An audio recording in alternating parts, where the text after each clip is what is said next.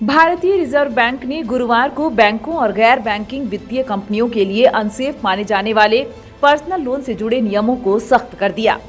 Revised norms में risk wait को 25% तक बढ़ा दिया है। आरबीआई ने कहा कि समीक्षा के आधार पर कर्ज के मामले में जोखिम के संबंध में रिस्क वेट बढ़ाने का फैसला किया गया है। इसके तहत आरबीआई ने बैंकों और एनबीएफसी के लिए रिस्क वेट को 25% बढ़ाकर क्रमशः 150% और 125% कर दिया है। हालांकि संशोधित नियम होम लोन, एजुकेशन और व्हीकल लोन सहित कुछ कंज्यूमर लोन पर लागू नहीं होंगे।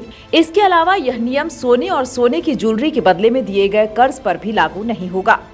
इन कर्जों पर 100% रिस्क वेट लागू रहेगा। चलिए अब आपको बताते हैं क्या होता है higher risk weight. Higher risk weight का मतलब है कि जब अनसेफ माने जाने वाले पर्सनल लोन की बात आती है तो बैंकों को अलग से ज्यादा राशि का प्रावधान करना होगा। यह वेट बैंकों की लोन देने की क्षमता को सीमित करता है। Reserve bank governor Shaktikanta Das ने हाल ही में कंज्यूमर लोन की कैटेगरी में कुछ लोन में अधिक बढ़ोतरी की बात कही थी।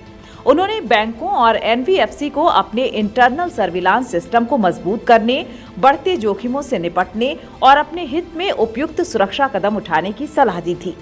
दास ने जुलाई और अगस्त में प्रमुख बैंकों और बड़े एनबीएफसी के सीनियर अधिकारियों के साथ बातचीत के दौरान कंज्यूमर लोन में उच्च वृद्धि और बैंक उधार पर एनबीएफसी की बढ़ती निर्भरता का भी जिक्र किया था। मॉनेटरी पॉलिसी उपायों और सप्लाई के मोर्चे पर हस्तक्षेप के कारण रिटेल महंगाई में कमी आई है, लेकिन हम अब भी मुश्किलों से बाहर नहीं निकले हैं और अभी लंबा सफर तय करना बाकी है। भारतीय रिजर्व बैंक के गुरुवार को जारी नवंबर महीने के बुलेटिन में यह बात कही गई है।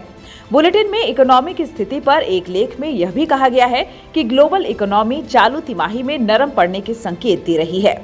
मैन्युफैक्चरिंग सेक्टर में गिरावट आई है। साथ ही ऐसा लग रहा है कि सर्विस सेक्टर की गतिविधियों में महामारी के बाद जो तेजी थी वह अपने समापन पर पहुंच गई है। इसमें यह भी कहा गया है कि वित्तीय स्थितियों को कड़ा करना ग्लोबल आउटलुक के लिए महत्वपूर्ण जोखिम है।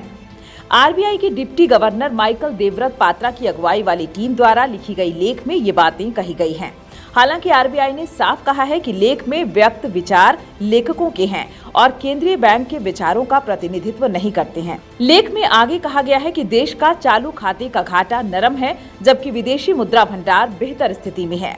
वृद्धि की गति तेज हुई है। इससे जीडीपी महामारी पूर्व स्तर से ऊपर पहुंच गया है और भारत दुनिया की 5वीं सबसे बड़ी अर्थव्यवस्था बन गया है।